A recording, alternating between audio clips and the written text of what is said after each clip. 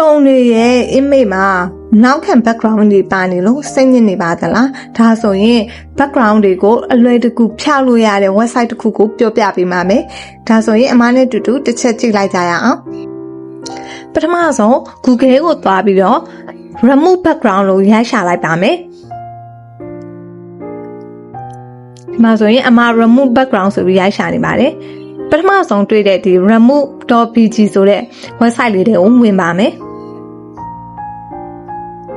ဒါဆိုရင်ဒီ website လေးတွေရောက်လာပြီပေါ့နော်ဒီ website မှာကျတော့ဘာလုပ်ရမလဲဆိုတော့ image တွေကို upload လုပ်ပြီးတော့ remove background လုပ်လို့ရပါတယ်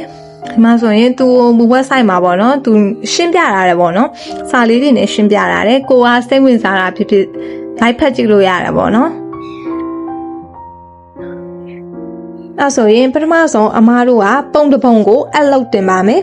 အဲ့ဆိုရင်အမားတို့ upload image ဆိုတာတစ်ချက်နှိပ်ပါနှိပ်ပြီးကို background ဖြောက်ချင်တဲ့ပုံတစ်ပုံကိုယူလိုက်ပါအမားကတော့ဒီပုံလေးယူလိုက်ပါမယ်ဒါဆိုရင်သူက background ကိုဖြောက်ပေးနေပြီပေါ့နော်ဒါဆိုရင် background လေးကပျောက်သွားပါပြီကြောင်ပုံလေးပဲကျန်ခဲ့တယ်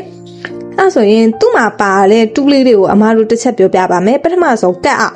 က်ဆိုတဲ့တူကကြတော့ဘာလုပ်လို့ရလဲဆိုတော့အမားတို့ဒီမှာကြောင်ပုံလေးကျန်ခဲ့တယ်အမားကကြောင်ပုံရဲ့ခေါင်းပိုင်းအိုးထုပ်လေးကိုမလိုချင်ဘူးဆိုရင်အမားတို့ကတ်အောက်လေးနဲ့ဖြတ်လိုက်လို့ရပါတယ်ဒါဆိုရင်သူ့ရဲ့အိုးထုပ်လေးပြတ်သွားပါပြီအမားတို့ကအိုးထုပ်ကိုပြန်လိုချင်တယ်ဆိုရင် restore တစ်ချက်နှိပ်ပြီးတော့ပြန်ဖော်လို့ရပါတယ်အမားပုံဒီမှာပြလာတဲ့အတိုင်းပြန်ဖော်လိုက်ပါ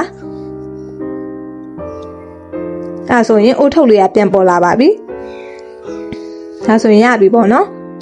နောက်တစ်ခုကကြတော့အမားတို့ကဘာလုပ်ချင်တာလဲဆိုတော့ background တွေကိုအစားထိုးထည့်ချင်တယ် change ချင်တယ်ဒီမှာဆိုရင် background တွေအများကြီးရှိတယ်ကိုကြိုက်နဲ့တက်တဲ့ background တွေကိုယူပြီးတော့ change လို့ရတယ်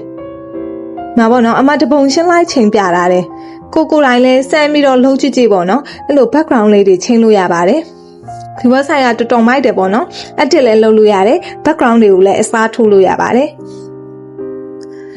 သူ့မှာဆိုရင်တော့ background တွေအများကြီးရှိတယ် photo မှာဆိုလဲ background လေးတွေအများကြီးရှိတယ်ပေါ့နော်ကိုကြိုက်နှစ်သက်ရာ background လေးတွေကိုသုံးလို့ရပါတယ်နောက်ကို color တွေလည်းရှိတယ်ပေါ့နော်ကိုကြိုက်တဲ့နောက်ခံ background color လေးတွေကိုလည်းချင်းလို့ရပါတယ်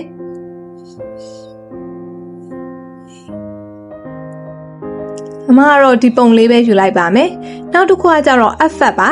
effect ကကြတော့ဘာလုပ်တာလဲဆိုတော့အနောက်က background ကို blur လုပ်တာပါကိုက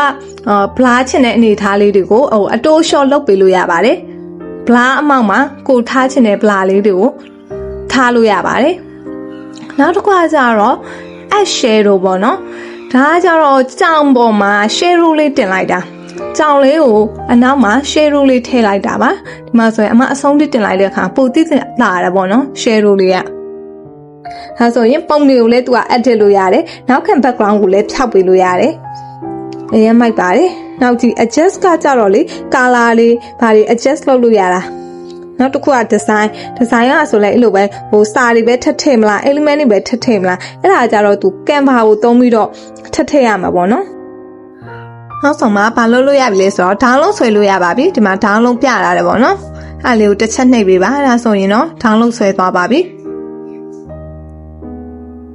ဒီလိုမျိုးကြောင်ပုံလေးရသွားပြီပေါ့နော်အရင်မိုက်ပါတယ် background တွေချင်းချင်တာဖြစ်ဖြစ်ဒီလိုမျိုးကြောင်လေးတွေကို share တို့အနောက်မှာ element တွေကို share တို့ထည့်ချင်တာဖြစ်ဖြစ်ဒီ software လေးကိုအသုံးပြုလို့ရပါတယ်နောက်ထပ်လည်းဒီလိုအကျိုးရှိတဲ့ video လေးတွေကိုမျှဝေပေးမှာမို့လို့ like and subscribe လုပ်ထားပေးကြပါအောင်နော်